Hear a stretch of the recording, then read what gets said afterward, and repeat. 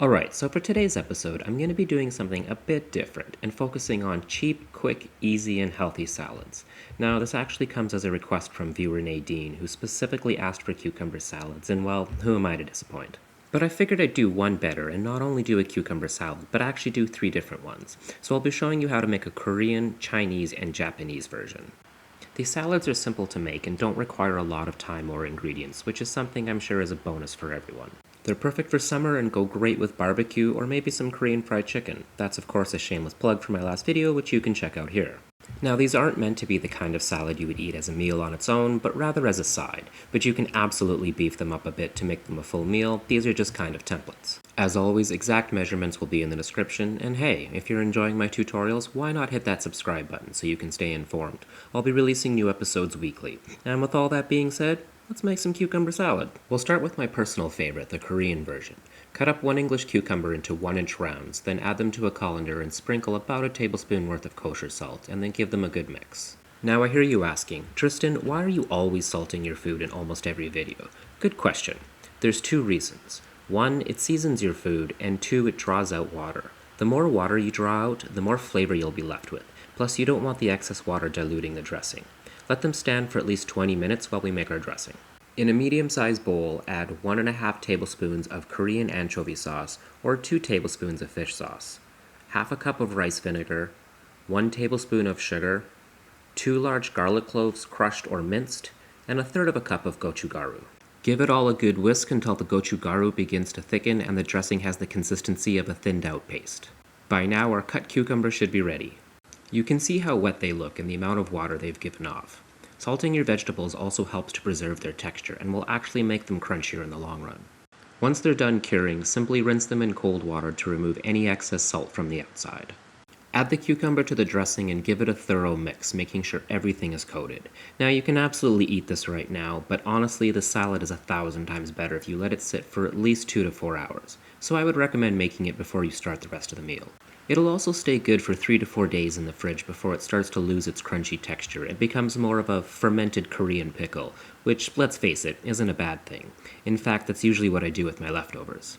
To serve, spoon into a bowl and top with some more dressing and some toasted sesame seeds. I like to use black sesame seeds for this, mostly because I like the contrast in colors, but hey, you do you. And that's it, Korean spicy cucumber muchim. It's that easy. Next, we'll make the Chinese version. We'll start off again with 1 long English cucumber, but this time we'll be doing what's called an oblique cut. It sounds complicated, but it's really simple. Take your knife and place it at a 45-degree angle and slice. Then roll the cucumber a 1/4 turn and slice. Repeat this process with the rest of the cucumber. This technique is great for any round vegetable you want to give some visual appeal to. On a side note, to do this, and any knife cut for that matter, as safely as possible, always cut with your fingers curled in and your knuckles exposed. Add your cut cucumber to a colander and, you guessed it, salt them with about a tablespoon of kosher salt. Give them a mix and let stand for 20 minutes while we make our next dressing. In a small bowl, add 1.5 tablespoons of soy sauce, 2 tablespoons of Chinese black vinegar, or malt vinegar if you can't find any, 1 tablespoon of sugar, 1.5 teaspoons of sesame oil, and 1 large or 2 small cloves of garlic crushed or minced. Now you'll notice I've added sugar to both of these dressings so far, and that's not to make them sweet, but rather to balance the high acidity content. Whisk it all together until the sugar is dissolved and set aside. Next we'll be adding some seaweed or nori. You can use regular sushi grade nori for this, but I actually like these seaweed snack packs. They're toasted usually with olive or sesame oil and salted, so they have a nice texture and flavor, almost like a nori potato chip.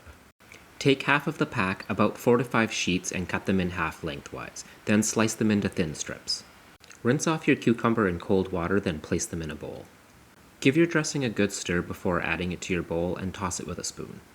Then sprinkle in some toasted sesame seeds. If you're unsure how to toast sesame seeds, just add them to a pan on low heat and constantly stir them until they become slightly brown and fragrant.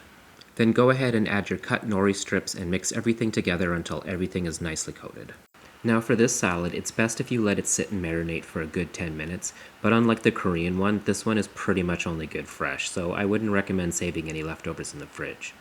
To serve, spoon it into a bowl and top with more dressing, some toasted sesame seeds, and to really kick it up a notch, drizzle some Chinese chili crisp or any other chili oil on top. And that's it, Chinese cucumber smash.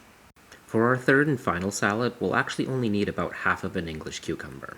Using a vegetable peeler, peel off a strip of skin, then quarter turn and repeat 3 more times. This is only to give the cucumber a nicer appearance. Next, using a sharp knife or mandolin, slice the cucumber till it's only a few millimeters thick. You basically want them to be the consistency of pickles. Although we'll be salting them in a colander like the other two, this time we'll be adding about a teaspoon of sugar as well. This salad is essentially a pickle and seaweed salad. Now this next ingredient might be a bit harder to find, and there really isn't a substitute for it, at least none that I've found. Wakame is a type of Japanese sea vegetable that's got a nice salty umami flavor to it. Sprinkle about a quarter cup of it into a bowl and add just enough cold water until it's just barely covered. This is going to soften it. Set it aside while we make the dressing. In a medium-sized bowl, add 1 tablespoon of soy sauce, 3 tablespoons of rice vinegar, and a teaspoon of sugar.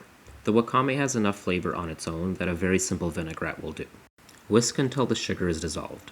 Now because this one has that nice ocean flavor to it from the wakame, I like to add imitation crab to mine. Of course this is entirely optional, but I think it really completes it.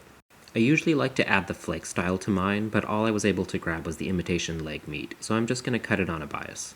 By now the cucumber and wakame will be ready. You want to make sure you really squeeze out as much of the excess water as you can from both the pickles and the wakame before adding it to the dressing. Give everything a good mix with a spoon. Unlike the other two salads, this one doesn't really benefit from sitting and marinating, so I'd recommend serving it right away. Spoon the mixture into a bowl, making sure to alternate between wakame and pickles as they don't really mix well in a bowl. Then top with the sliced imitation crab meat, a bit more dressing, and some toasted sesame seeds. And that's it. Japanese Sunomono. 3 easy, inexpensive, and quick cucumber salads you can make to wow your friends at your next summer barbecue party. Thanks again to Nadine for suggesting the topic of today's episode. If you have any requests or suggestions, leave them in the comment section down below. Thanks for watching. Subscribe if you'd like to learn more creative modern dishes with an Asian touch like these. You can also follow me on Instagram for more content.